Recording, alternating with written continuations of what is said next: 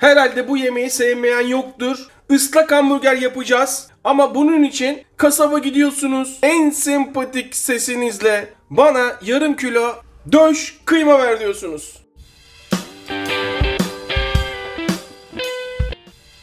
Rendemin en kalın tarafıyla orta boy soğanı rendeleyerek tarife başlıyoruz. Yurt dışında yaşayanlar, Almanya'da, Danimarka'da, İsveç'te, Norveç'te, Kanada'da, Amerika'da yaşayan Türkler, ıslak hamburgeri evinize getiriyorum. Bak, soğanı eline alıyorsun. Şöyle fazla suyunu abartmadan sıkıyorsun. Kupkuru olmasına gerek yok. Sadece şöyle biraz sıkıp bırakıyorsunuz. Şu çıkan fazla suyu, bu çıkan fazla soğan suyunu et terbiyesi yaparken, et sosu yaparken kullanırsınız. 2 yemek kaşığı 2 galeta unu. Normalde galeta unu köfte yaparken kullanmaktan hoşlanmıyorum. Ekmek daha lezzetli oluyor. Ama bu tarifi yaparken galeta unu kullanın. Bu şekil harç haline getirin. Yarım kilo döş kıyma,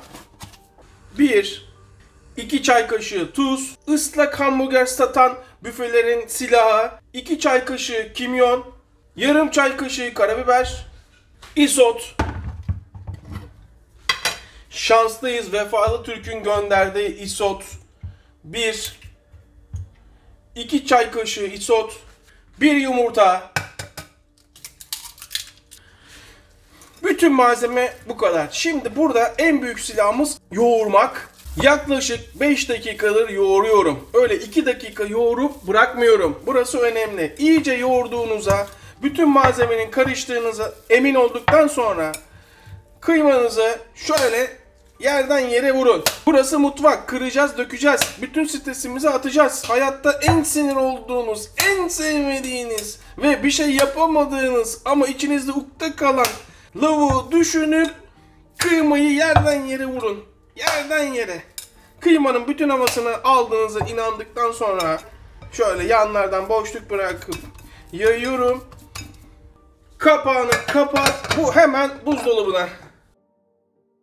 Günlerce beklemenizi istemiyorum. Saatlerce beklemenizi istemiyorum. Sadece yarım saat beklemeniz yeterli. Zaten maçın başlamasına da 1 saat kaldı. Ama yarım saat yeterli. İsteyen sabahtan yapıp akşam gelince de köftesini kızartabilir. Yarım saat oldu. Yarım saat sonra köftemizin durumu bu. Görüyorsunuz değil mi? Öyle kupkuru bir kıyma değil. Parmağa bastığında anlıyorsunuzdur. Burada köfteyi yapmaya başlamadan önce kullanacağınız hamburger ekmeğinizi ortadan 2'ye kesip köftemizin büyüklüğünü buna göre ayarlayacağız. Evde yapıyoruz. Böyle doyurucu büyük köfteler olmalı. Şöyle iyice havasını alın. Ölçü alabilirsiniz. Biraz daha büyük olursa, çünkü pişerken küçülecek. Ölçü bu. Şu bir.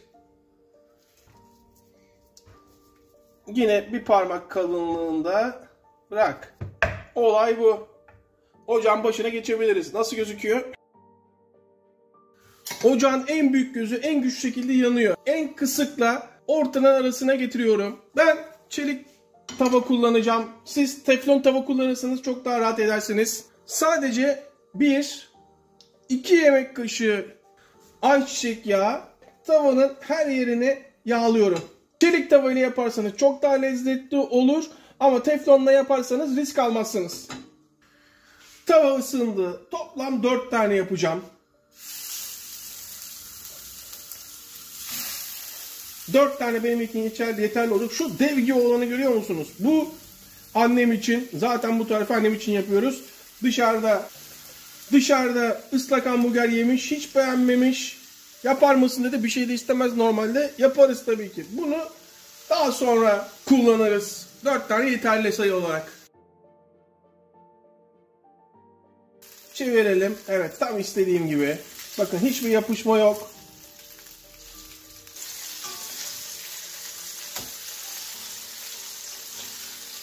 Ve dev gibi olan Nasıl şişti görüyor musunuz? Sulu sulu. Burası nasıl kokuyor biliyor musunuz? Zaten şu görüntünün kötü olma şansı var mı? Şuna baksanıza, ısırasım var.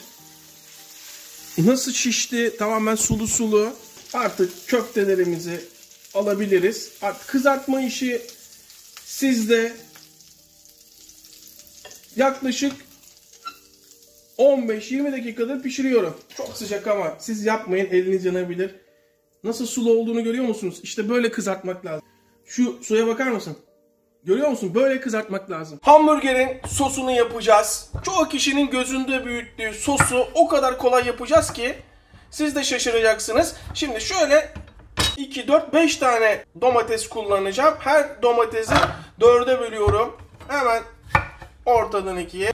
Şimdi kabuksuz olması önemli. Eğer birisi kabuklu yapıyorsa ıslak hamburgerin sosunu hemen oradan topuklayın, kaçın. Çünkü yerken kesinlikle dilinize, damağınıza domatesin kabuğu gelmemeli, lezzeti düşürmemeli. Toplam 5 tane domates, orta boy.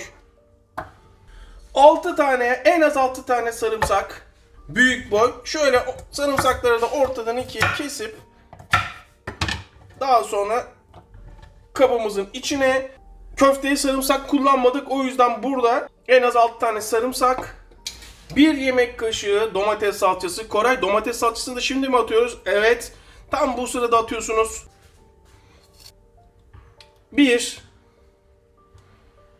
2 ve 3 yemek kaşığı ıslak hamburger sosunun olmazsa olmazı ketçap.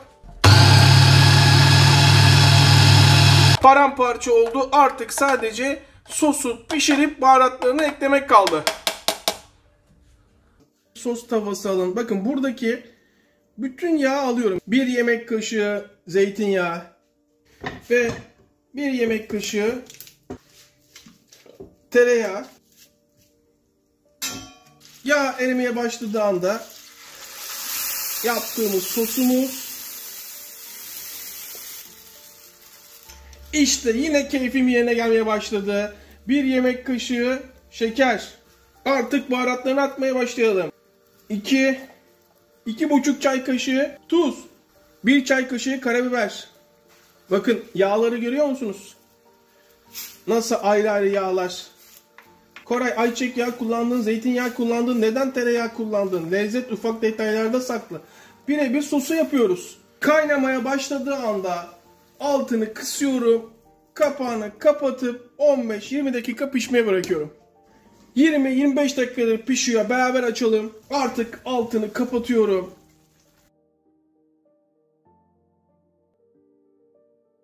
Tarifi bitirmek üzereyiz. Bir yağlı kağıt. Yağlı kağıdı suyun içine ıslandıktan sonra hiç sıkmadan ıslak bir şekilde geniş bir tavaya yayıyorum.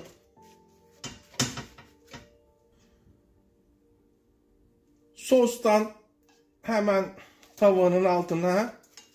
Bak, gözünüz korkmasın. Çok basit bir tarif bu. Bir kere yaptınız mı, alıştınız mı, çok hızlı yaparsanız bolca yağlı kağıdın altına. Hamburger ekmeğimin altları, alt kısmı.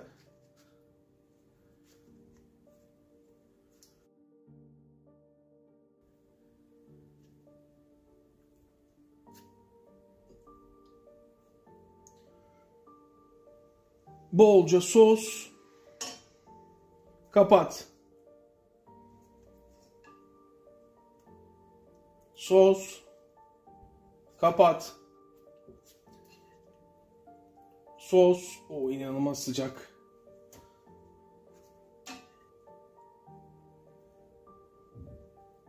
Kapat. Üstüne bol bol sos. Nasıl kıvamında yapmışız görüyor musunuz sosu?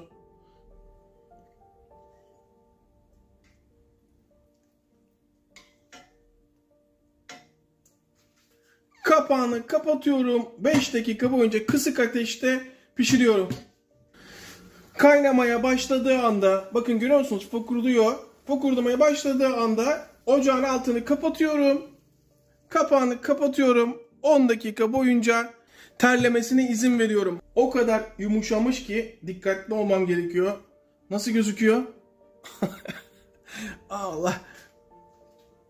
Gerçekten servis yapması zor. Ve sonuncu ıslak hamburger tarifini yapmamızı anneme borçluyum. Annem yanımda. Bir şey de mi alsam acaba? Vereyim ben. Elimle mi alayım? Elinle al ya, ne olacak? Biz bizeyiz. Ay dökülecek ama. Ben al dedim, ben vereyim mi sana?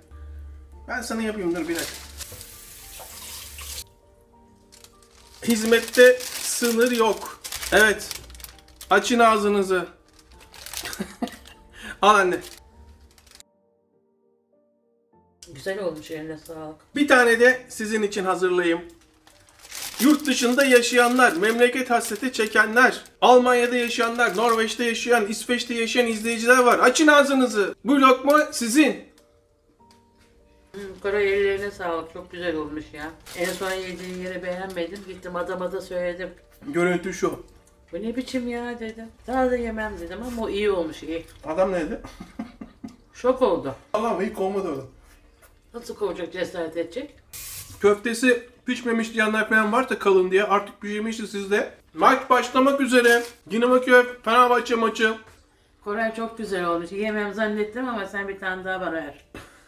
Zaten senin anne bir tanesi parmesan, öbürü de senin. Afiyet olsun. Deneyenler gönül rahatlığıyla yapabilir. Çok da memnun kalır. Ha bu arada izleyip abone olmayan vicdansızlar. Sizi tabii ki unutmadık. Ağzım, gözüm, elim battı resmen ama inanılmaz lezzetli. Sanki çocuklar gibi şenim. Hepimize sağlık. Tekrar herkese selamlar. 2 ısırıkta sonuç bu.